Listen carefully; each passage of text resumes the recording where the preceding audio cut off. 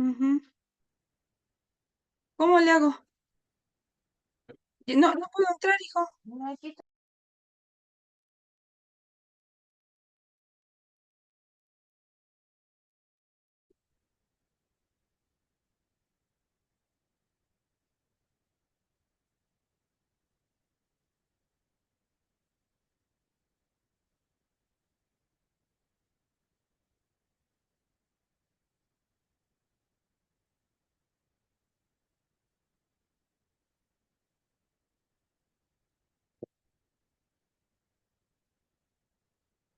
Muy buenas tardes a todos y bienvenidos al módulo 23.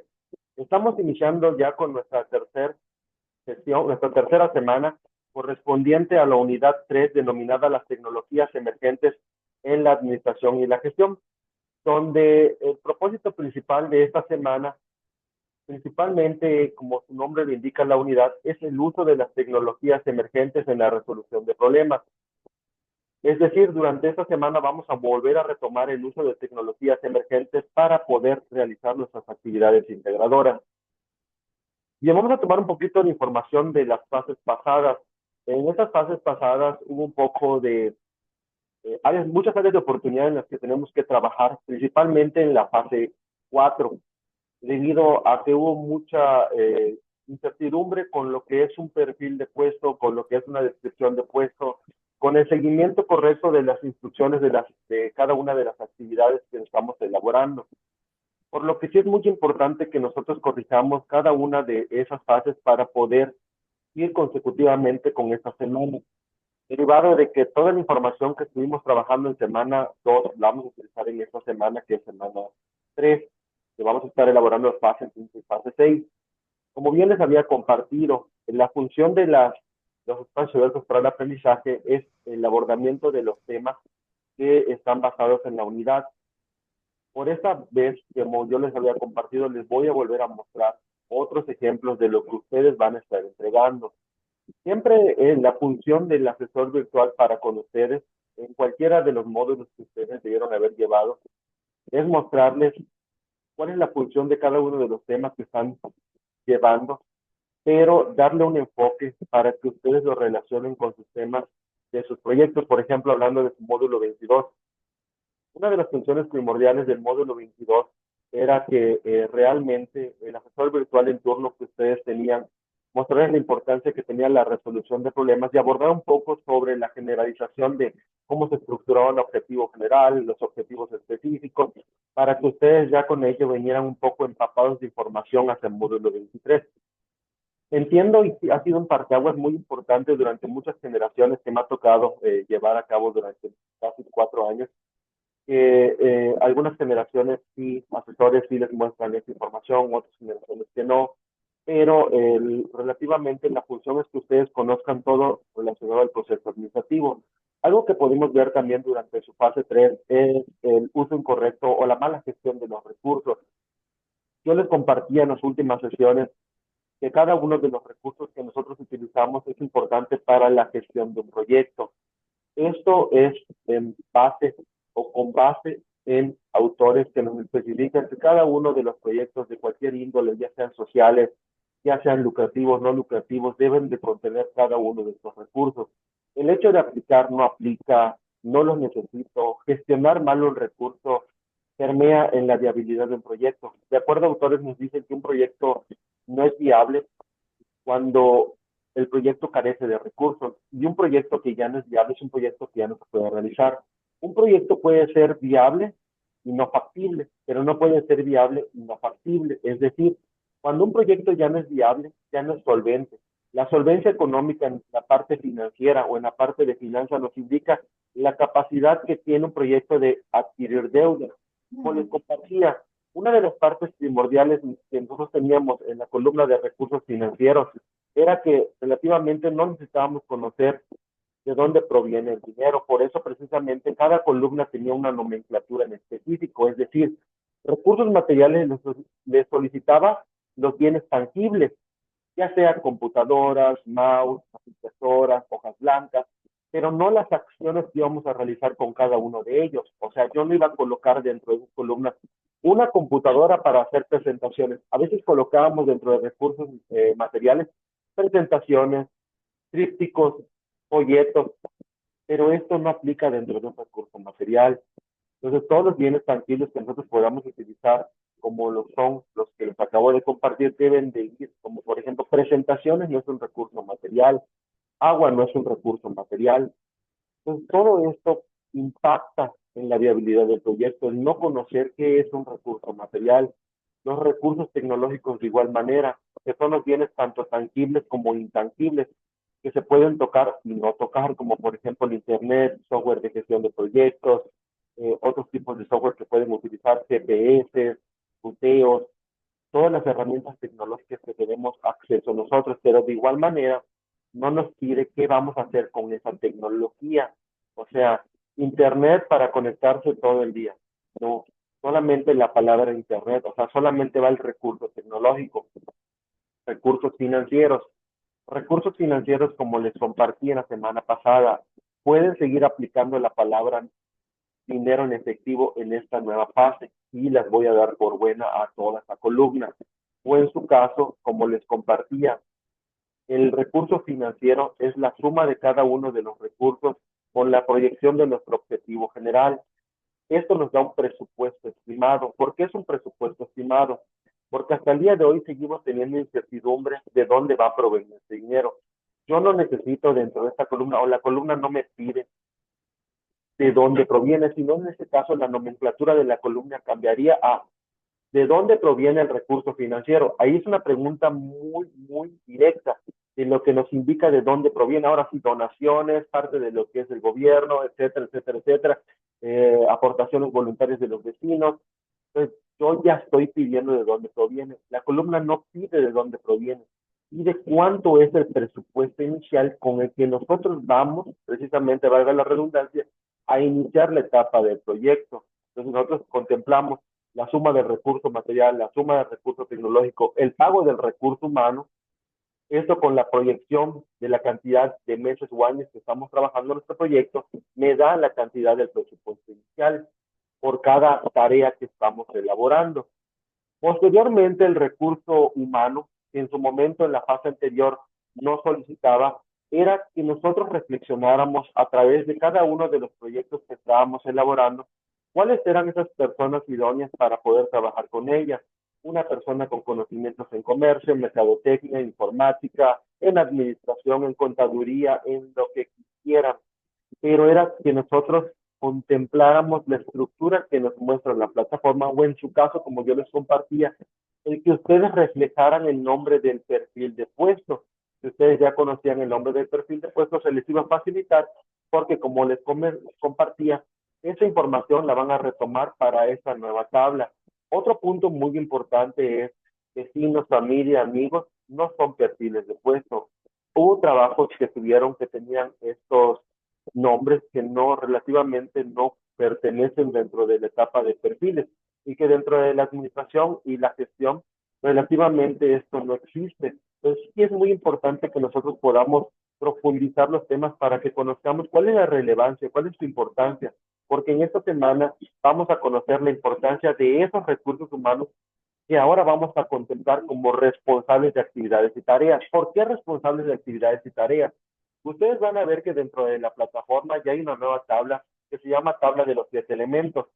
En la tabla que ustedes tenían se le suman otros elementos extras que nos van a servir o nos van a permitir a nosotros conocer las fechas de inicio, las fechas de finalización de cada una de las tareas que vamos a estar trabajando. Y a su lado izquierdo van a encontrar una que se llama fecha total, que vamos a colocar dentro de esa columna la cantidad de días, semanas o meses que vamos a estar trabajando por cada tarea.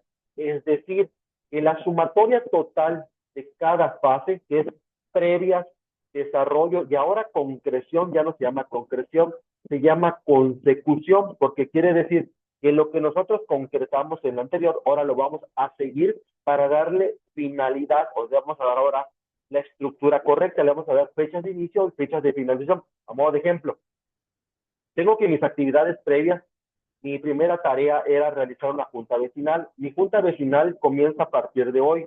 Vamos a hacerlo con fechas lo más realistas posibles. Tengo que hoy estamos a 5 de febrero, hoy empiezo a hacer mi trabajo, entonces coloco que mi junta de vecinal, realizar mi junta vecinal va a iniciar el día 6 de febrero del 2025 y va a terminar el día 6 de marzo del 2025. ¿Qué quiere decir? Que vamos a contemplar febrero y marzo, pero quiere decir que febrero solo tiene 28 días. Lo podemos hacer de una manera global, o sea, mantenerlo como si tuviera 30. Agarro 30 de febrero y 30 de marzo, entonces quiere decir que tengo 60 días. En el tiempo total, yo voy a colocar 60 días o en su caso 2 meses, dependiendo de la necesidad de cada tarea. Va a haber tareas que requieran de menos tiempo, pero va a haber tareas que requieran de más tiempo. Es decir, que la suma de las tres etapas, inicial, desarrollo y consecución, me debe de dar la cantidad de meses que ustedes pusieron en su objetivo general. Si yo coloqué que mi objetivo general era a 12 meses, pues yo voy a dividir 12 meses dentro de esas tres etapas. Ustedes pueden ver que dentro de un recuadro verde en su actividad les dice que pueden dividirlo por porcentajes. Se les va a complicar más así. A modo de sugerencia es que ustedes dividan la cantidad de años, como por ejemplo un año, lo tengan en meses, y esos meses lo dividan entre las tres etapas. ¿Cómo lo voy a dividir?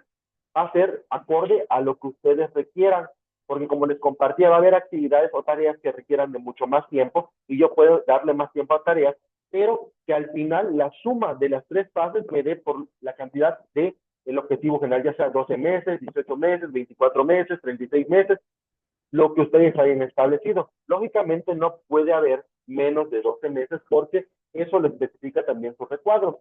Y por eso da una ejemplificación que si el proyecto fuera 12 meses, a modo de que es la base de un proyecto de mediano plazo, a largo plazo, entonces tendríamos que dividir esos 12 meses en 4 momentos, y en los 4 momentos me dé un cierto porcentaje para llegar al 100%. Entonces, lo que ustedes van a hacer es recalcando, donde dice fechas de inicio, van a colocar fechas, van día, mes, año. Fechas de conclusión, día, mes, año. Tiempos totales, van a colocar la sumatoria de meses, días o semanas que están trabajando por cada tarea.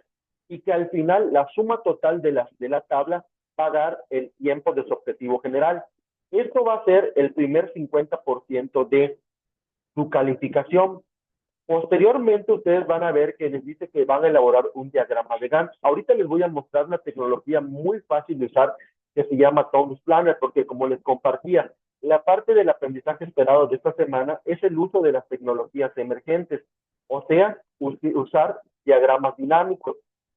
No vamos a aceptar diagramas estáticos como lo que se hacía antes en Excel, que solamente abro una hoja de Excel, coloreo las celdas y hago la alusión de que es un diagrama de Gantt o un cronograma de trabajo, porque estos eran los diagramas simplistas en los que no se utilizaba la tecnología emergente. Hoy en día hay diagramas de Gantt elaborados con Excel de forma dinámica, que ahorita igual en el chat les voy a compartir una URL de YouTube, y que también hay uno mucho más complicado que es para gente que ya conoce de Excel avanzado, con puras fórmulas. Pero relativamente es solamente el básico dinámico, y ahorita les comparto la URL, y o en su caso pueden utilizar Tom Planet, Gantt Project, Smartsheet, o sea, hay muchas tecnologías a las que tenemos acceso. Y posteriormente, para tener el 100% de calificación, pues lógicamente sus fuentes de información. Algo que he visto y seguimos cayendo en este error es el no citar sus fuentes propias y las fuentes de los software que estamos utilizando. Yo les he compartido en muchas ocasiones cómo deben de citar la tecnología, ya sea que utilicen Canva, ya sea que utilicen Word, ya sea que utilicen PowerPoint, Excel, cualquiera, de un modo muy simple para que no pierdan esos 25 puntos, porque la matriz de valoración que ustedes tienen acceso nos indica las citas de fuente propia, las indica todo lo que está pegado al manual. Si yo utilizo una foto de prepa en línea, como el icono que yo tengo en la parte superior izquierda, yo lo tengo que citar de acuerdo al manual, que también dentro del manual nos indica cómo citar fotografías. Entonces yo tengo que tener ese concepto de poder investigar para poder entregar el trabajo de la manera en que nos solicita la plataforma.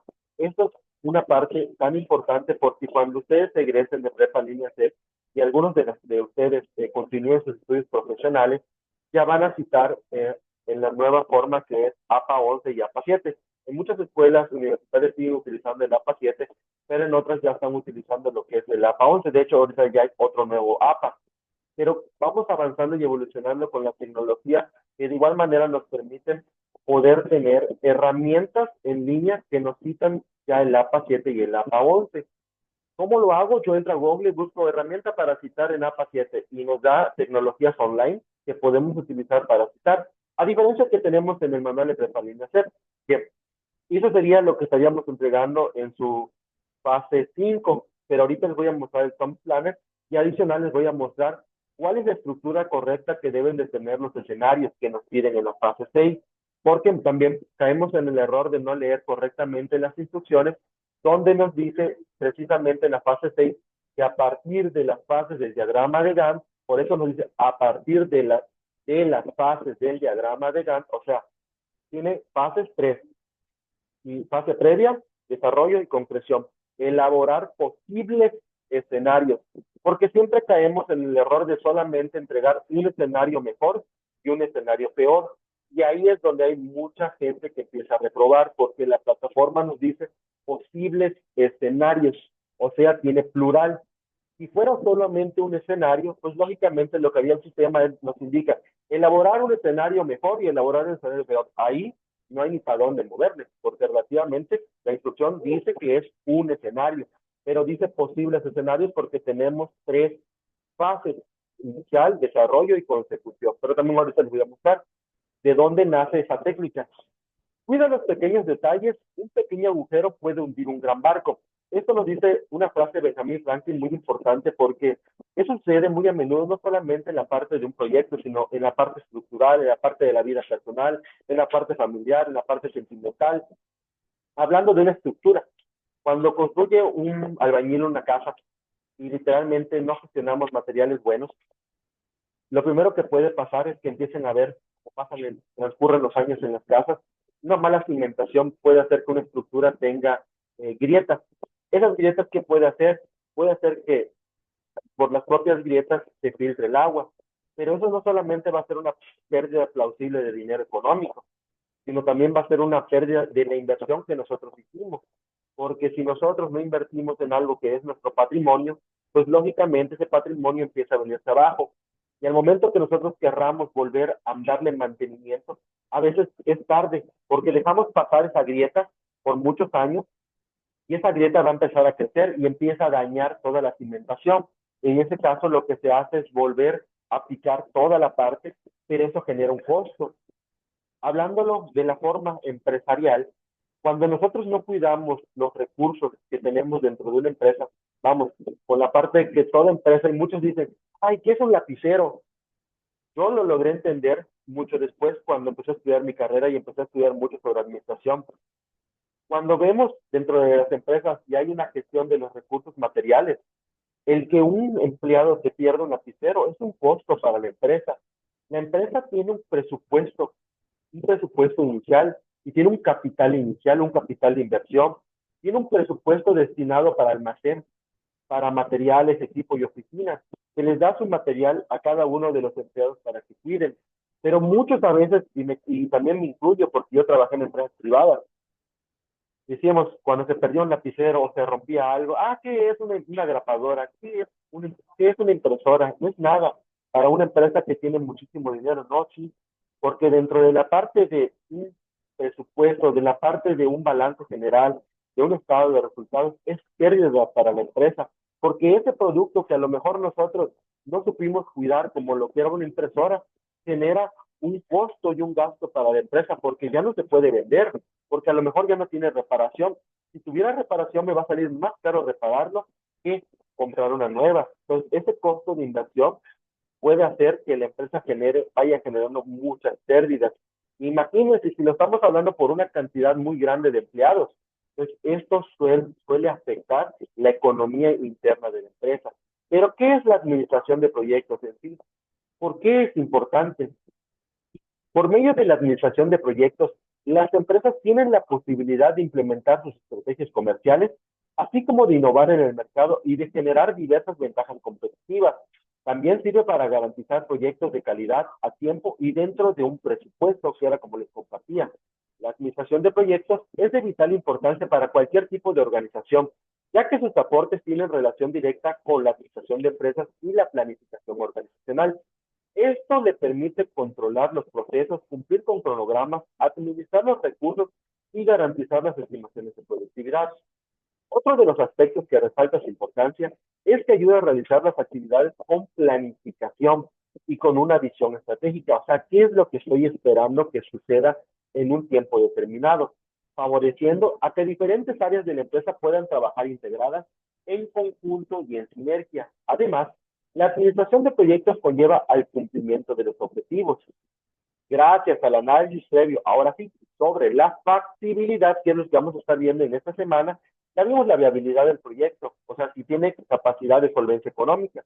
Ahora vamos a ver la factibilidad técnica, quiere decir si el proyecto realmente cumple con los estándares de calidad, cumple con los estándares para volver a realizar, para poder realizarse en tiempo y forma.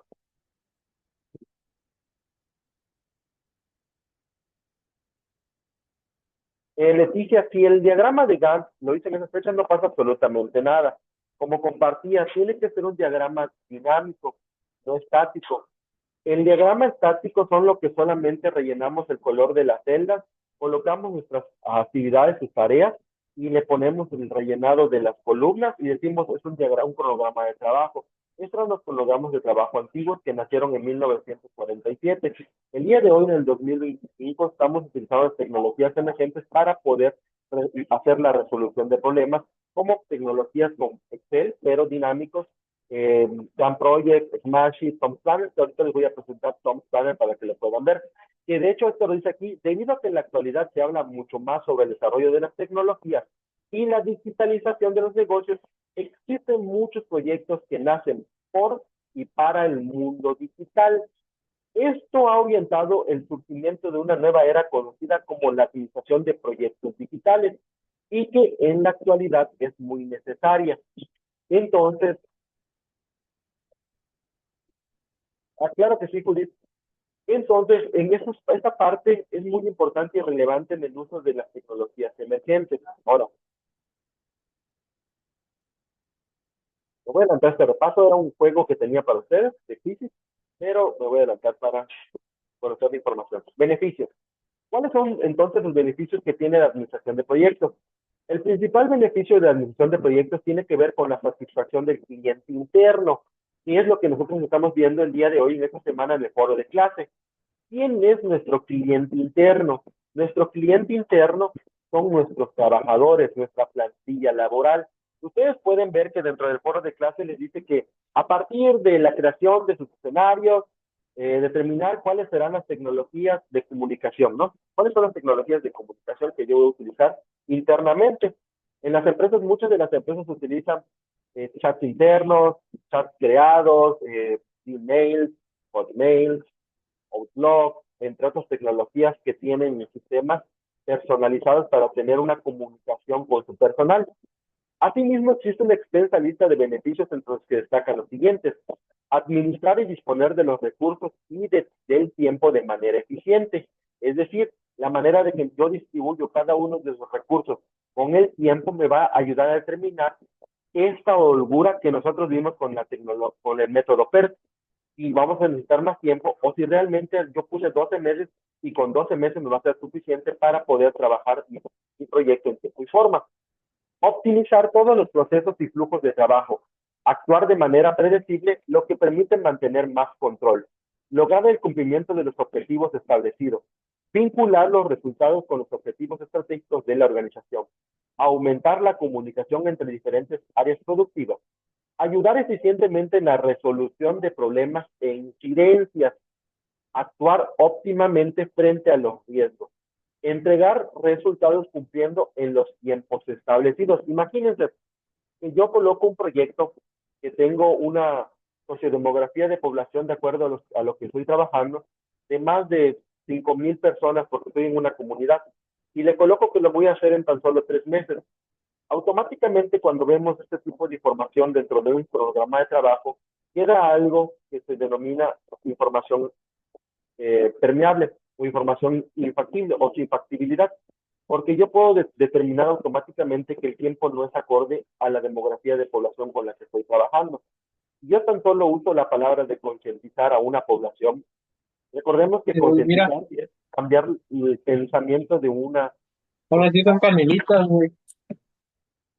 Es muy importante cuando estemos dentro de las sesiones, tanto el respeto al asesor virtual como respeto a sus compañeros, poniéndole mute a sus micrófonos. Si es una participación activa, con todo gusto se les voy a tomar, pero a veces escuchamos información de fondo que también revisa el supervisor, que también revisa el ADC, y que a veces en el fondo se escuchan palabras que son altisonantes y que afecta porque ellos verifican quién es el que estaba conectado y esto puede tener algo contraproducente hacia ustedes. Por eso es muy importante que cuando entremos a las espacios abiertos, busquemos un espacio que estemos tranquilos y que podamos escuchar la información de la manera más atenta. Bien, entonces, permitir el seguimiento y la administración con respecto a una proyección. Prever los obstáculos, rutas críticas y cuellos de botellas, estimando las posibles soluciones. Utilizar la tecnología para aplicar técnicas prediseñadas y metodologías automatizadas. Y eso es lo que nosotros estamos haciendo con utilizar tecnologías emergentes. Automatizar la administración para que se vuelva más eficiente. Pero realmente, ¿cuál es el beneficio que tiene que yo lo haga un diagrama de Gantt estático a un diagrama de Gantt dinámico? Vamos. En épocas antiguas, cuando se creó el primer diagrama de Gantt por Henry Gantt, que lo elaboraban en papel, era un poco tedioso porque si algo salía mal, teníamos que borrar o teníamos que romper ese diagrama de Gantt. Cuando la tecnología va evolucionando, primeramente sale los procesadores de texto, de ahí sale lo que es la parte del texto normal, y ahí surge lo que es la parte del PowerPoint, de ahí el Excel y la paquetería de Office. Cuando empezamos a crear programas de trabajo, ya sea en Word o en PowerPoint, eran de la misma manera estáticos, que solamente era una figura a la que rellenábamos, que parecida o muy parecida a lo que era un diagrama de barras, a lo que hoy vemos diagrama de barras para distribuir información estadística. Va evolucionando la tecnología y la tecnología va creciendo y Excel empieza a generar fórmulas para que ahora sí empiece a tener la estructura de un cronograma de trabajo con fechas de inicio y fechas de finalización. ¿En qué servía esto? En que en el momento de que si alguna información a mí me salía mal, era simplemente modificar un dato y automáticamente toda la tabla se modifica para tenerla en presentación de manera rápida y eficaz. Entonces, este surge lo que es la tecnología para la resolución de problemas con el diagrama de Gantt. ¿Y qué es? El diagrama de Gantt, muy usado en la gestión de proyectos, es un gráfico de barras horizontales que se usa para ilustrar el cronograma de un proyecto, programa o trabajo. Es una forma de visualizar la programación de tu proyecto, de dar seguimiento a los logros y de estar siempre familiarizado con el cronograma de trabajo. Cada barra de un diagrama de Gantt representa una etapa del proceso o la tarea, o sea, que quiere decir que estas barras me van a representar a mí cada una de las tareas que ustedes están realizando. ¿Cuál es el tiempo que le están dando las tareas y cuánto es el tiempo que le están dando las actividades? Por ejemplo, aquí, como podemos ver en pantalla, en la tecnología de Asana, lo que hizo esta persona como modo de simplificación es darle el tiempo total. Este es el tiempo total que tiene la actividad 1. Buenas noches, asesor. Y esta parte, la actividad 1, tiene toda lo que es la longitud de en febrero hasta septiembre. Y la tarea tiene sus fechas de inicio y fechas de finalización. ¿Qué no podemos ver aquí porque es solamente la captura de la imagen? Lógicamente, cuando le das clic a la tecnología, te da la fecha exacta de inicio y la fecha exacta de finalización. Y el modo en que va avanzando cada una de ellas. Aquí dice completo, incompleto, no iniciado y lo que se trabajará el día de hoy, que es lo que vamos a estar trabajando nosotros. Ahora, ¿qué es lo que no es un diagrama de Gantt? Esto que estamos viendo nosotros en pantalla son barras o lo que son diagramas de barras presentados en Excel. ¿Para qué nos sirven los diagramas de barras o los histogramas? Eso nos sirven para presentar información estadística con un instrumento de valoración. Por ejemplo, cuando yo quiero saber el número total de personas que les gusta el color rojo, yo hago un instrumento de valoración con una encuesta, la aplico en un segmento de población y ese segmento de población me da una respuesta. Al momento de tenerla, la vacío en un diagrama de barras y eso me va a dar lo que son las barras de que, por ejemplo, tantas personas les gusta el color rojo, tantas personas les Fíjate gusta el que color azul, tantas ahora que personas se les gusta el llevaron color amarillo. llegas a la pensión como que... Y bueno, se acabaron los 20 minutitos de la sesión. Vamos a desconectarnos de esta liga y nos volvemos a reconectar, por favor.